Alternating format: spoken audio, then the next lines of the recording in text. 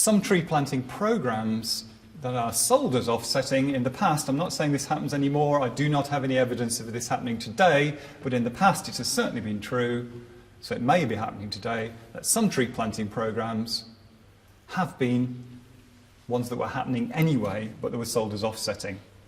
I think the best publicised example was from a company called Future Forests, who enabled everybody from the Rolling Stones to Volvo to buy into a tree planting programme at a site called Orbost on the Isle of Skye in 2002. But the company didn't plant a single tree in response to the payments they received. They basically got together with the Highlands and Islands Enterprise Board, and they were doing a tree planting programme anyway. Those trees would have been planted whether or not the payment was made.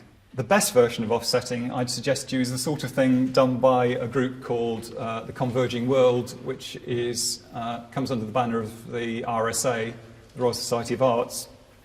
And what they do is sort of a multi-stage thing where they basically say, first of all, before you come to us to offset, we expect you to cut back and to be able to demonstrate that you have cut back as much as is practical. Then what we'll do is, rather than plant trees, we will put your money, your offsetting money, into building wind turbines in India. And then finally, the final part of the process is that they withdraw the carbon credits gained by having those turbines, so that offset carbon isn't traded somewhere else. So it's taken out of the system, and the result is a real offset. Incidentally, the reason they do it in India is basically the power stations there are dirtier than they are here in terms of carbon output. So if you can take a power station out of the system there and replace it with turbines, you're actually doing more than if you take a power station out of the system here and replace it with turbines. The final term I want to mention was, in the carbon area, was carbon neutral, something that's already cropped up there with the rock group. And I'd say, on the whole, being carbon neutral is a greenwash aim. If a company boasts that it's carbon neutral, I can think of one or two companies that have sort of on the back of their vans, which I think is rather ironic, they have this sign that says we are a carbon neutral company. In fact, it's carbon neutral with a sort of R symbol after it. It's carbon neutral, all rights reserved on this copyright trade name, which is interesting. Then I would say to them, so what? Why are you aiming at neutrality?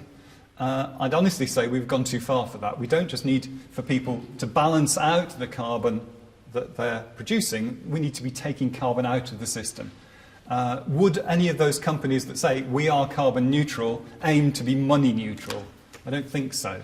They're looking for a profit, and we were looking for a profit in carbon, if you see what I mean. We're looking for, if possible, to not only to be neutral, but actually to go further than that and reduce. Carbon neutrality, I think, is a weak goal at best, and it's more about publicity than it is about benefits.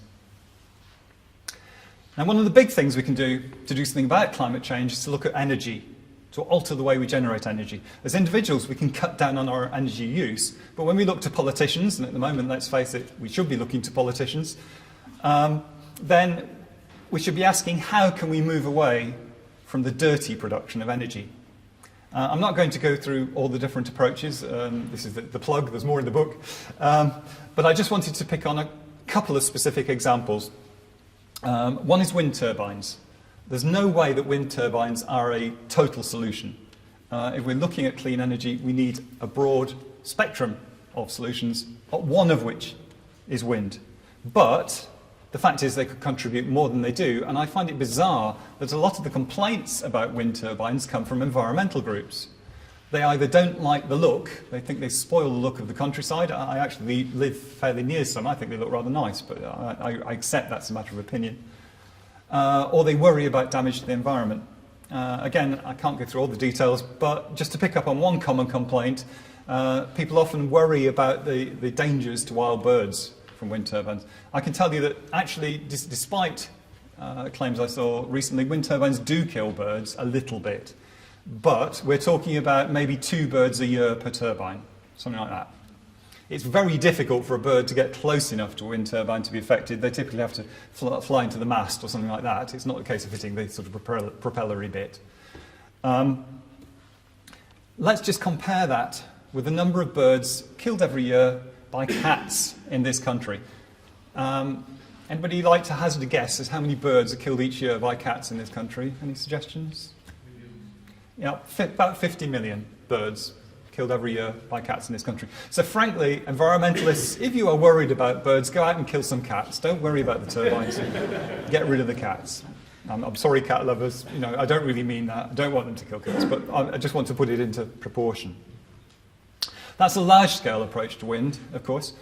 We also ought to be looking at smaller scale. There's microgeneration, the idea of having home generation either by wind or solar power. It doesn't work for everybody. There are a lot of people who don't have the right sort of environment. They don't have the wind, or they don't have the south-facing places to put the solar cells, but it can work in a lot of places, also on businesses, obviously, as well as houses.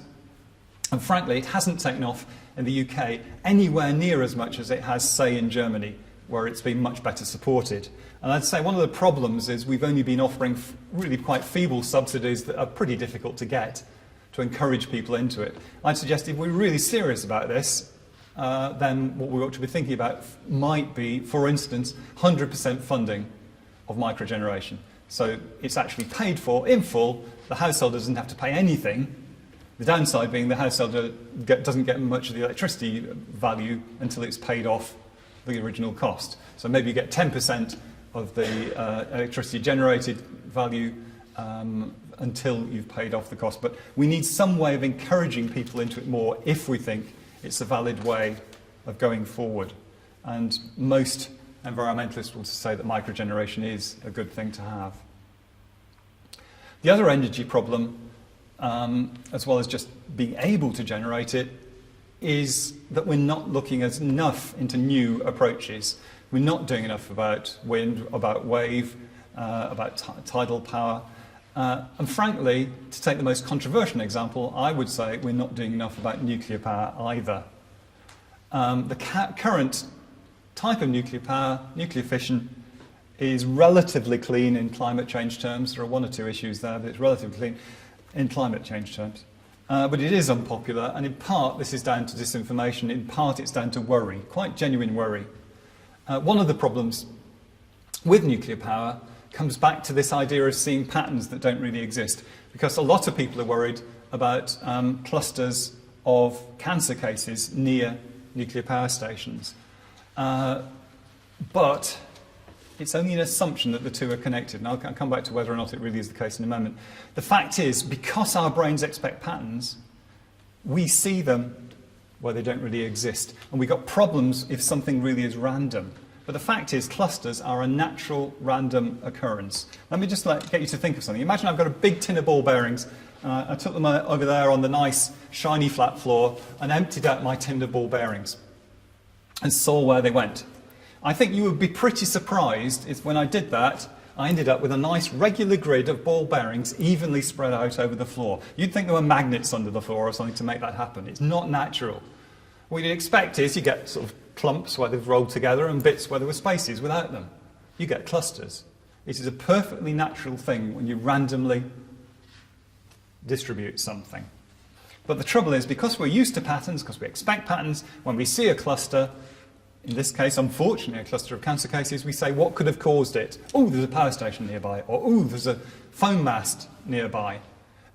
What we don't say, interestingly, is, oh, there's a pub nearby, which actually, alcohol is one of the biggest causes of cancer that's around, certainly the diet, but that's a different issue. And we don't say, oh, there's a church nearby, for instance, because we're not looking for that association. We are looking for a cause from the power station or from the phone mast or whatever, and we assume it. In practice, I'm not saying that all clusters don't have causes. Of course it's possible for a cluster to have a cause. There are pretty good mathematical techniques that will basically tell you if a cluster is random or if it's caused, and as yet, barring accidents like Chernobyl, when we're talking about ordinary nuclear power stations, there is no evidence of causality of these clusters. And I think that's a concern we have to get over, because we do need, I would suggest to you, as part of the overall picture, nuclear power.